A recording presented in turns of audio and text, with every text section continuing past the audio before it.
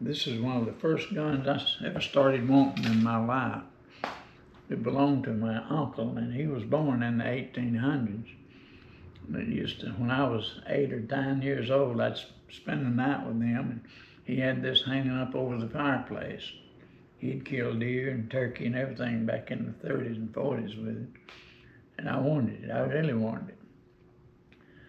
And I lost track of it. He died, and about 35 years after he died, his grandson came walking in my store with it.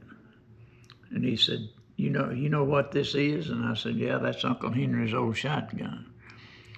And we talked about it, and I said, I wouldn't have known him if it hadn't been for this shotgun, because I hadn't seen him in 30 years. And we talked a while, and he started to leave, and I said, if you ever decide to get rid of that, I'll buy it. And he said, well, I thought I might let you have it to keep it in the family. He'd been offered quite a bit for it. It's a W. Richards, made probably around 1860s, 70s. And he said, I thought I might let you have it. I asked him what he'd take for it, and I just paid him for it that day.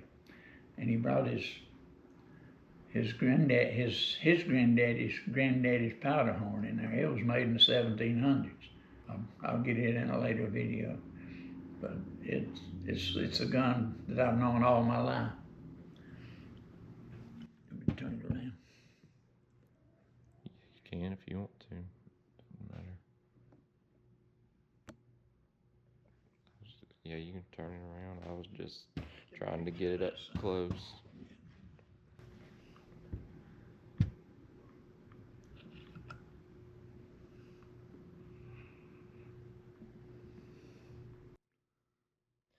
And talk about, do you know what make it is, caliber, all that kind of stuff? W. Richards 12-gauge muzzle-loader, cap and body. Had to load it from the front end. I always called them front end loaders, but it's a black powder muzzle-loader. That's all they had back then when this one was made.